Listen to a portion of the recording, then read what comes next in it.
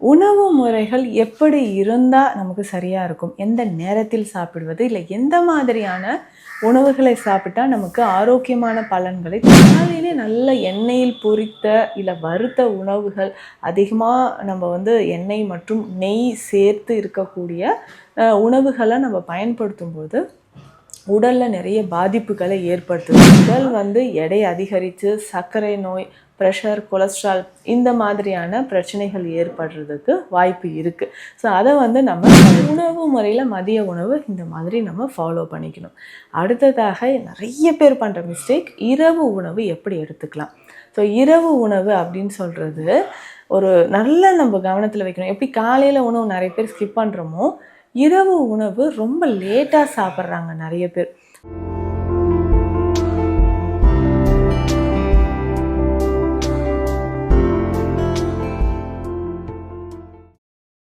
வரம் நேயர்களுக்கு வணக்கம். நான் டாக்டர் நித்யா, சித்தா ஃபிசிஷியன். உணவு முறைகள் எப்படி இருந்தால் நமக்கு சரியாக இருக்கும், எந்த நேரத்தில் சாப்பிடுவது, இல்லை எந்த மாதிரியான உணவுகளை சாப்பிட்டா நமக்கு ஆரோக்கியமான பலன்களை தரக்கூடியது. பொதுவாக இந்த காலை உணவு, காலை உணவு தான் நிறைய பேர் சாப்பிடாமல் இருப்போம். ஸோ அப்படி நான் ஹெல்த்தியான ஒரு பிரேக்ஃபாஸ்ட் அப்படின்னா என்ன சாப்பிடலாம்? ஸோ உணவு முறைன்றது அவ்வளவு முக்கியமாக. ஏன்னா இன்றைக்கு நம்ம எல்லாருமே ரொம்ப பிஸியாக இருப்போம், ஓடிக்கிட்டே இருப்போம். இந்த காலகட்டத்தில் நம்ம உணவு முறையை எப்படி அமைச்சிக்கிட்டால் நமக்கு நல்லாயிருக்கும். ஸோ இதிலெல்லாம் கவனம் செலுத்தி இவர்களெல்லாம் இந்த மாதிரியான உணவுகளில் கவனம் செலுத்தினா நோய் இல்லாமல் இருக்கும்.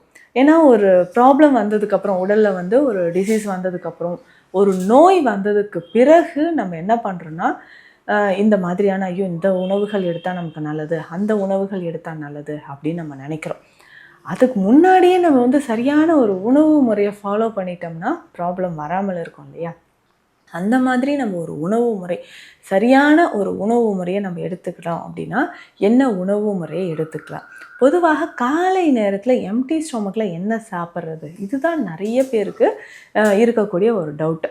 அப்போ காலையில் நம்ம எடுக்கக்கூடியது அந்த உடல் உஷ்ணத்தை, அந்த ஆசிடை பேலன்ஸ் பண்ணுற மாதிரி இருக்கணும். ஸோ காலையிலே எம்டி ஸ்டொமக்கில் நல்லா ஸ்ட்ராங்காக ஒரு காஃபி இல்லைனா ஒரு டீ நம்ம குடிச்சிட்டோம்னா இது நாளடைவில் நமக்கு அல்சர் உருவாவதற்கு வாய்ப்பாக இருக்கும். ஸோ அல்சர் நமக்கு நிறைய பேருக்கு வருதுன்னா இந்த எம்டி ஸ்டொமக்கில் நிறைய காஃபி குடிக்கிறவங்களுக்கு வர்றதுக்கான வாய்ப்புகள் இருக்குது.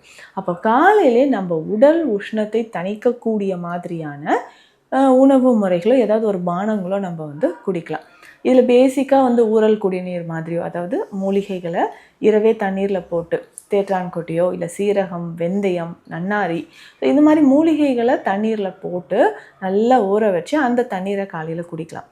நீராகாரம் பருகுவது ரொம்ப ரொம்ப சிறந்தது. ஸோ அந்த மாதிரி உடலை குளிர்விக்கக்கூடியது. இல்லைங்க நான் டீ மாதிரி குடித்தா நல்லது, இதெல்லாம் எடுத்துக்கிட்டால் எனக்கு கோல்டு வர மாதிரி இருக்குது அப்படின்னு சொன்னீங்கன்னா ஹெர்பல் டீ மாதிரி நம்ம பயன்படுத்திக்கலாம். ஸோ கொய்யா இலை தேநீர், செம்பருத்தி தேநீர், அதுவும் சில மூலிகைகள் சேர்த்த நம்ம தேநீரோ இல்லை கருப்பட்டி காப்பியோ அந்த மாதிரி நம்ம குடிச்சிட்டு காலை உணவு எப்படி நம்ம பிளான் பண்ணலாம் அப்படின்னா இதில் பேலன்ஸ்டாக இருக்கிற மாதிரி கார்போஹைட்ரேட்ஸ் அண்ட் ப்ரோட்டீன்ஸ், முக்கியமாக ஃபைபர்ஸ் காலையில் நிறைஞ்சிருக்கிற மாதிரி உணவுகளை நம்ம எடுக்கணும். ஸோ காலையிலே நல்ல எண்ணெயில் பொரித்த இல்லை வறுத்த உணவுகள் அதிகமாக நம்ம எண்ணெய் மற்றும் நெய் சேர்த்து இருக்கக்கூடிய உணவுகளை நம்ம பயன்படுத்தும்போது உடலில் நிறைய பாதிப்புகளை ஏற்படுத்துதுன்னு சொல்லலாம். சரியான ஒரு டைஜஷன் இல்லாமல் இருக்கும். அப்போ காலை உணவில் பழங்கள் சிறந்தது. ஸோ பழங்கள் அதிகமாக இருக்கிற மாதிரி, கொஞ்சம் காய்கறிகள் இருக்கிற மாதிரி நம்ம பயன்படுத்திக்கலாம். ஸோ இந்த மாதிரியான உணவு முறைகளை எடுக்கும்போது நமக்கு உடலுக்கு ஆரோக்கியத்தை தரக்கூடியது. அதுவும் சிறுதானிய உணவுகள், காலையிலே கொஞ்சம் கஞ்சி மாதிரியான உணவுகள், சிறுதானிய கஞ்சியோ இல்லை சித்த மருத்துவத்தில் சொல்லியிருக்கக்கூடிய பஞ்சமூட்டி கஞ்சி இந்த மாதிரி, இல்லை நம்ம கேழ்வரகு சார்ந்த உணவுகள் காலையில் எடுத்தாலோ, ஸோ இது எல்லாமே நமக்கு என்னென்னா உடலுக்கு ஆற்றலும் பலமும் தரக்கூடிய மாதிரி இருக்கும். காலையில் ஏதாவது ஃப்ரூட்ஸ் நம்ம சாலட் மாதிரியோ இல்லை ஏதாவது ஒரு பழம் முழுவதுமாக, ஒரு வாழை முழுவதுமாக எடுக்கலாம், வாழைப்பழம் முழுவதுமாக எடுக்கலாம். இல்லை சில வகையான பழங்கள் நமக்கு எது பிடிச்ச மாதிரி இருக்கோ அந்த பழங்கள் காலையிலே கொஞ்சமாக நம்ம சாப்பிட்றது நமக்கு நல்ல ஒரு பலனை தரும். ஸோ காலையில் பிரேக்ஃபாஸ்ட் அப்படின்றது இந்த மாதிரி இருந்ததுன்னா லைட்டாக இருக்கும். அதுக்கப்புறம் நமக்கு அதிகமாக கார்போஹைட்ரேட்ஸ் இல்லாததுனால உடலுக்கு பலம் தரக்கூடியதாக இருக்கும். ஸோ நிறைய மாவுச்சத்து கார்போஹைட்ரேட்ஸ் இருக்கக்கூடிய உணவுகளை எடுத்தோம்னா உடல் வந்து எடை அதிகரித்து சர்க்கரை நோய், ப்ரெஷர், கொலஸ்ட்ரால் இந்த மாதிரியான பிரச்சனைகள் ஏற்படுறதுக்கு வாய்ப்பு இருக்குது. ஸோ அதை வந்து நம்ம தவிர்த்துக்கணும். இதற்கு அடுத்ததாக நம்ம மதிய நேரத்தில் உணவு எந்த மாதிரி இருக்கலாம் அப்படின்னு பார்த்தோம்னா, இதில் வந்து ரைஸ் இதுதான் நிறைய பேருக்கு கன்ஃபியூஷன் ஆகிற ஒரு விஷயம். நான் எந்த ரைஸுங்க நான் சாப்பிட்றது? நம்ம ரைஸ் வந்து வேக வைத்து கஞ்சி வடித்து அந்த மாதிரி சாப்பிடணும். குக்கரில் நம்ம யூஸ் பண்ணுறத தவிர்க்கிறது ரொம்ப ரொம்ப நல்லது. இதில் நம்மளுடைய பாரம்பரிய அரிசி வகைகள்லாம் இன்னும் உடலுக்கு வந்து நல்லதுன்னு சொல்லலாம். கருப்பு கவுனியோ இல்லை மாப்பிள்ளை சம்பா சிறுதானியங்களில் வடித்த சாதம் மாதிரியோ. ஸோ இதை நம்ம எடுத்துக்கலாம். இதனோடு சேர்த்து வெஜிடபிள்ஸ் கூட்டு வகைகள் நிறைய நம்ம எடுத்துக்கணும். இதனோட மோர் அல்லது தயிர். ஸோ இது நம்ம மதிய நேரத்தில் சாப்பிடும்போது உடலில் அந்த ப்ரோபயோட்டிக்ஸ் வந்து நிறைய சேர ஆரம்பிக்கும். ஸோ அந்த மாதிரியான ஒரு உணவை எடுத்துக்கணும். நிறைய பேர் நம்ம என்னென்னா ஏதோ ஒரு ரைஸுங்க, ஒரு வெரைட்டி ரைஸ் மாதிரி செஞ்சு அவ்வளோதான். ஸோ அதை மட்டும் நம்ம வந்து கப்பில் போட்டு நான் ஒர்க் பண்ணுற இடத்துக்கு எடுத்துகிட்டு போகிறேன், அதையே சாப்பிட்டுட்டு தண்ணி குடிச்சிட்டு முடிஞ்சது, இதோட நைட்டு தான் நான் ஏதாவது சாப்பிடுவேன். ஸோ அந்த மாதிரி நியூட்ரிஷன் இல்லாத ஒரு உணவாக நம்ம தொடர்ந்து எடுக்க, அதுவும் கார்போஹைட்ரேட்ஸு எடுத்துக்கிட்டே இருக்கும்போது உடலுக்கு கூடிய விரைவில் நமக்கு என்ன ஆகுனா சுகர் வர்றதுக்கான வாய்ப்பு இருக்குது. ஸோ அப்போ நம்ம வந்து அதை முற்றிலுமாக தவிர்த்துட்டு கூடிய விரைவில் நமக்கு சுகர் வருது அப்படின்றதுக்கான அறிகுறியும் தெரிய ஆரம்பிச்சிடும். ஸோ உணவு முறையில் மதிய உணவு இந்த மாதிரி நம்ம ஃபாலோ பண்ணிக்கணும். அடுத்ததாக நிறைய பேர் பண்ணுற மிஸ்டேக், இரவு உணவு எப்படி எடுத்துக்கலாம். ஸோ இரவு உணவு அப்படின்னு சொல்கிறது ஒரு நல்ல நம்ம கவனத்தில் வைக்கணும். எப்படி காலையில் உணவு நிறைய பேர் ஸ்கிப் பண்ணுறோமோ, இரவு உணவு ரொம்ப லேட்டாக சாப்பிட்றாங்க நிறைய பேர். ஸோ இரவு உணவு நேரம் கடந்து நல்ல அதிகமான உணவு வந்து சாப்பிட்றது வழக்கத்தில் இருக்குது. அதிகமான உணவுனா நல்ல ஈஸியாக டைஜஷன் ஆகாத மாதிரி ஹை கலோரிஸ் இருக்கக்கூடிய உணவுகளை இரவு நேரத்தில், அதாவது நான்வெஜ் சேர்ந்த உணவுகளோ எண்ணெய் சார்ந்த உணவுகளோ இரவு நேரத்தில் லேட்டாக சாப்பிட்றதும் நம்ம வழக்கத்தில் இருக்குது. ஸோ அந்த மாதிரி எதுவும் இல்லாமல் ஈஸியாக டைஜஷன் ஆகக்கூடிய உணவுகளை நம்ம செலக்ட் பண்ணி சாப்பிடணும்.